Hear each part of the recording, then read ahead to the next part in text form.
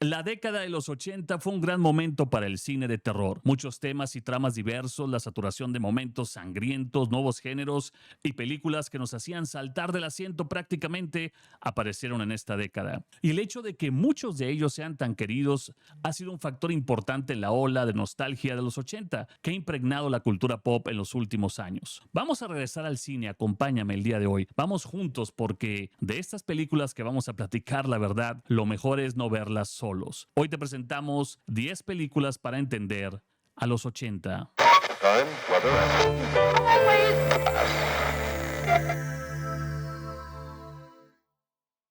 Evil Dead de 1981 o El despertar del diablo. Se considera un icono del cine del terror de serie B y tras su éxito le siguieron dos secuelas, Evil Dead parte número 2 y Army of Darkness, así como una nueva versión homónima. En 2015 se estrenó en el canal Starz la serie Ash contra Evil Dead, la cual es una secuela directa de las tres primeras películas. La franquicia a la que dio origen también incluye cómics, videojuegos y hasta un musical. La trama es la siguiente. Cuando un grupo de amigos viaja a una cabaña aislada, descubren una copia del Necronomicon y accidentalmente convocan un demonio que los mata y los posee uno por uno. A pesar de su actuación y efectos de bajo presupuesto, la película del director Sam Raimi se destacó como una de las películas de terror más sangrientas y visualmente distintivas de la época. Con The Evil Dead recibiendo una crítica entusiasta del autor Stephen King, su popularidad lanzó una franquicia icónica y algunas carreras estelares para los involucrados. Debido a su gran contenido de violencia, la versión original fue prohibida en muchos países, incluyendo Suecia, Malasia, Irlanda, Singapur e Islandia. En Alemania la película fue prohibida al público durante casi 10 años. En estos años circulaba clandestinamente en el mercado negro. Fue mostrada al público en el año de 1992 con varias ediciones y censuras, hasta que en el año 2001 fue lanzada en DVD sin cortes. En el Reino Unido la película fue evaluada por la BBFC en agosto de 1982, que cortó 49 segundos del material y la calificó para mayores de 18 años. En 1984, tras la entrada en vigencia del Video Recording Act, The Evil Dead fue retirada del mercado por el organismo debido a que su contenido era considerado obsceno. La película volvió al mercado en 1990 tras ser cortado 66 segundos del material original y siendo clasificada nuevamente para mayores de 18 años. Pero la versión sin cortes de la cinta fue autorizada en 2001 con el lanzamiento del DVD. ¿Te atreverías a verla? Child's Play, mejor conocido como Chucky, el muñeco diabólico, o Chucky, el muñeco infernal, de 1988. Es una película de terror de ese año dirigida y coescrita por Tom Holland y producida por David Krisner, a partir de una historia de Don Mancini.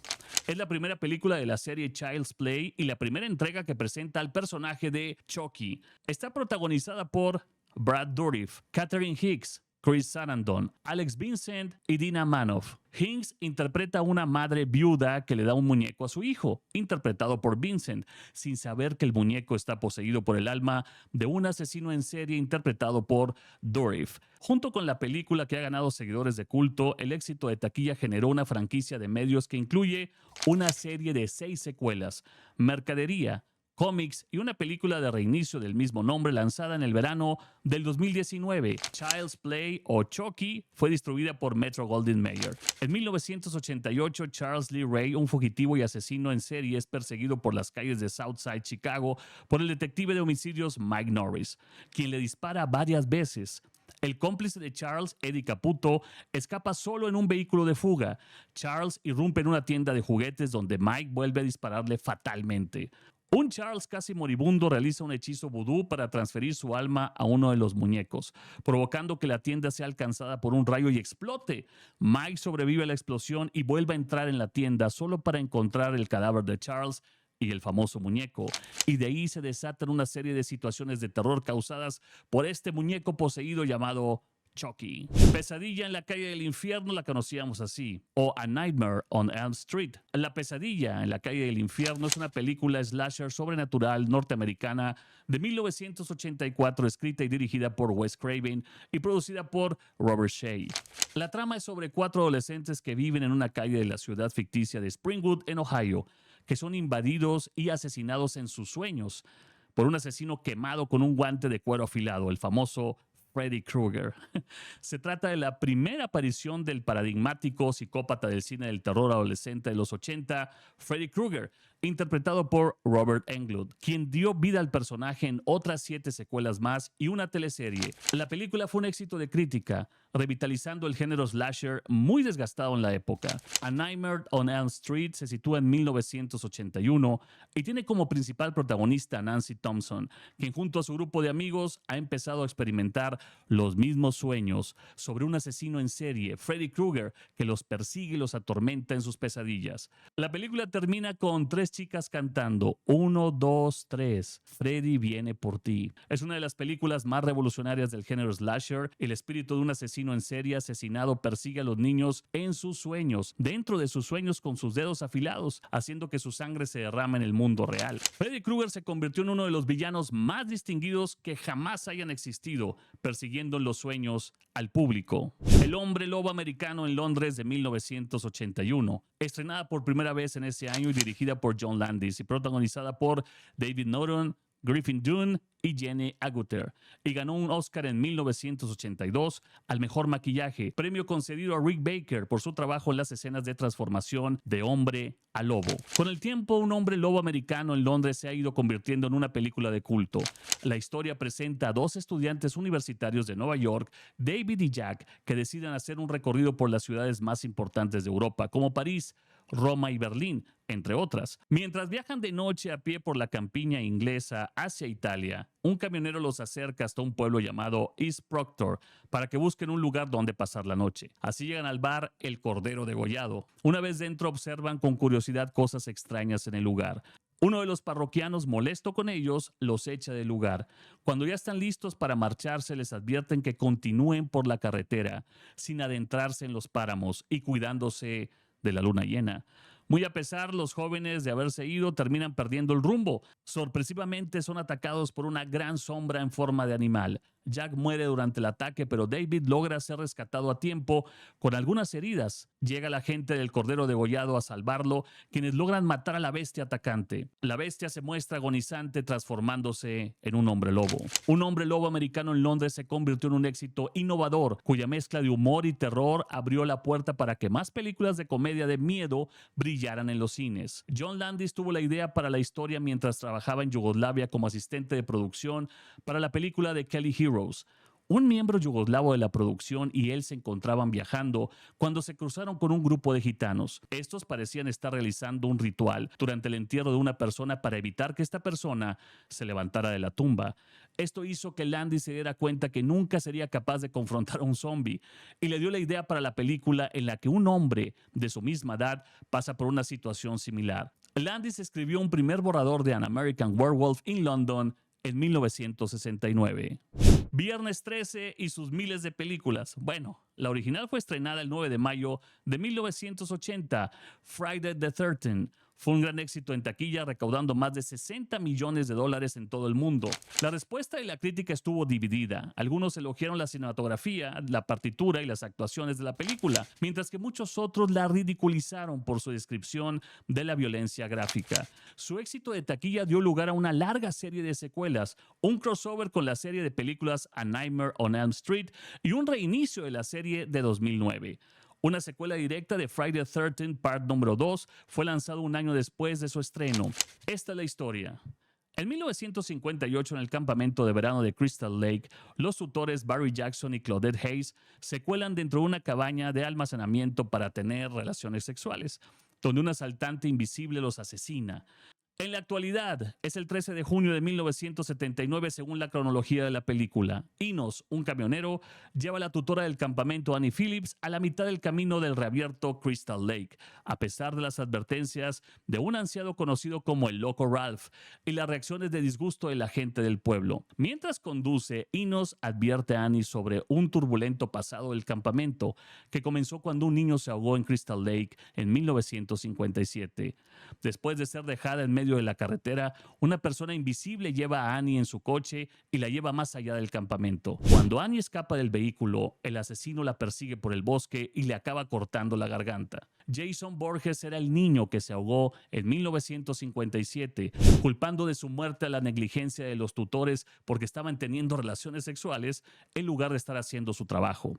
Pet Sematary de 1989, no podía faltar una historia de Stephen King en esta lista. En 1989, Mary Lambert nos dio su mejor película hasta la fecha, donde nos habla sobre un cementerio indio capaz de resucitar a los muertos. ¿Pero a cambio de qué? Pet Sematary es escalofriante, de esas historias que es mejor ver a la luz del día para no temer apagar la luz de la noche. Louis, protagonizado por Dale Midkiff, y Rachel Creed, protagonizada por Dennis Crosby, son un matrimonio que se mudan con sus hijos Ellie y Boo y Gage a una nueva casa en el pueblo Ludlow del estado de Maine por el trabajo de Louis, además de su gato llamado George. Cerca de su casa vive Judson, mejor conocido como Judd, un hombre viejo y solitario. Este y Louis se hacen amigos. Judd lleva a la familia a una caminata en el bosque detrás de su casa. Un camino bien cuidado lleva a un cementerio de mascotas, donde los niños de la ciudad entierran a sus animales muertos, en su mayoría perros y gatos, muertos por los camiones en la carretera, la mayoría a exceso de velocidad. El problema es cuando no solo las mascotas regresarían de la muerte en este cementerio, sino que también algunas personas. La Mosca de 1986. La Mosca es una película de ciencia ficción y terror norteamericana de 1958. Fue protagonizada por David Hedison, Patricia Owens y Vincent Price, el maestro del terror. Pero el remake lanzado en los 80 es el que asustó a nuestra generación. Después de que un científico prueba su nuevo dispositivo de teletransportación en sí mismo, su ADN se mezcla con el de una mosca doméstica ordinaria, lo que hace que mute en un híbrido de mosca gigante en un proceso que consume lentamente su mente. Esta película capturó el verdadero horror y la tragedia de la historia de Seth Brundle sobre un experimentado científico que todo su experimento le salió realmente mal. Poltergeist de 1982. La vi en el cine y no podíamos prender la televisión. Es la primera entrega de una trilogía. Fue producida por Steven Spielberg, que escribió el guión junto con Michael Grace y Mark Victor. La película fue el primer gran éxito del productor Steven Spielberg. La trama gira en torno a los inquietantes sucesos que acontecen en la casa de una familia que vive en los suburbios y en la que se sospecha que se está produciendo el fenómeno conocido como poltergeist. Esta película sigue a la familia Freling mientras son atormentados por espíritus que infestan su nuevo hogar, apareciendo como un muñeco payaso poseído, un monstruo arboreo gigante y muchas otras monstruosidades aterradoras.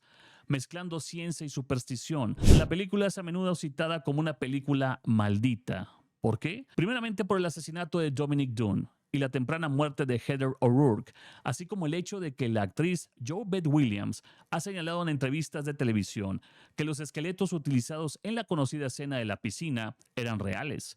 Este ha sido el centro de la conocida maldición de Poltergeist, que fue incrementando su teoría luego de que otros dos actores que aparecieron en las secuelas fallecieran. ¿Tú crees que esto podría haber hecho o causado tales cosas?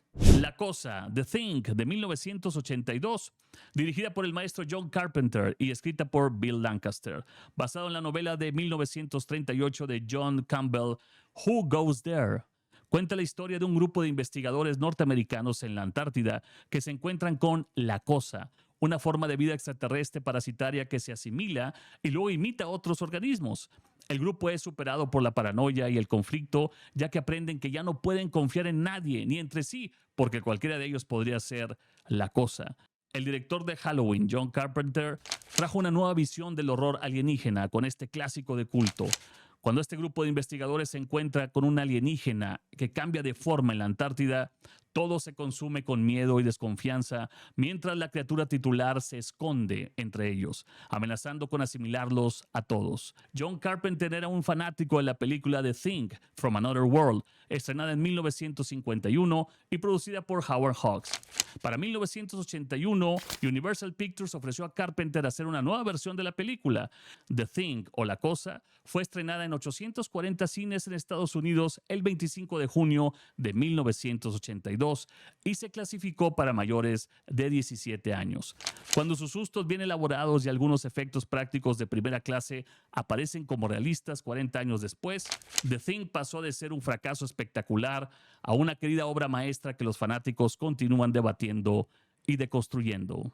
Llegamos al Resplandor, The Shining, una película anglo-estadounidense de 1980 del subgénero del terror psicológico, producida y dirigida por el grandioso Stanley Kubrick y protagonizada por Jack Nicholson, Shelley Duvall, Danny Lloyd y Scatman Crothers. Está basada en la novela homónima del escritor Stephen King, publicada en 1977. La película relata la historia de Jack Torrance, un ex profesor que acepta un puesto como vigilante de invierno en un solitario hotel de alta montaña para ocuparse del mantenimiento. Al poco tiempo de haberse instalado allí junto con su esposa y su hijo, empieza a sufrir inquietantes trastornos de personalidad. Paulatinamente, debido a la incomunicación, al insomnio, a sus propios fantasmas interiores y tal vez a la influencia maléfica del lugar, se verá inmerso en una espiral de violencia contra ellos que a su vez parecen víctimas de espantosos fenómenos sobrenaturales. En la escena final se ve una fotografía en blanco y negro en el vestíbulo del hotel en la fiesta del 4 de julio celebrada en el Overlook en 1921, donde todos los fantasmas de las víctimas atrapadas en el hotel aparecen como los asistentes y entre ellos se ve un Jack Torrance sonriente sentado al centro de la imagen. La frase Red Room aún resuena en la mente de muchos, si bien pudo haber sido ampliamente criticada por el público y por el propio Stephen King. La película de Stanley Kubrick ha acumulado muchos elogios en los años transcurridos desde su estreno. Con su escalofriante configuración, su hermosa cinematografía y la inquietante actuación de Jack Nicholson, esta película seguirá sorprendiendo y aterrorizando al público para siempre y en muchas generaciones. En los 80 el cine era una de las salidas preferidas por nuestros amigos. Era el entretenimiento más habitual.